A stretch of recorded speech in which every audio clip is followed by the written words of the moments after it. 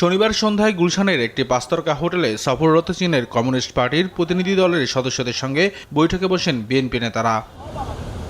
বৈঠকে চীনের কমিউনিস্ট পার্টির কেন্দ্রীয় কমিটির আন্তর্জাতিক বিভাগের পেং জিউবিনের নেতৃত্বে 8 সদস্যের প্রতিনিধি দল অংশ নেয়। আর বিএনপির পক্ষ থেকে মহাসচিব মির্জা ফখরুল ইসলামের নেতৃত্বে 7 সদস্যের প্রতিনিধি দল অংশ নেয়।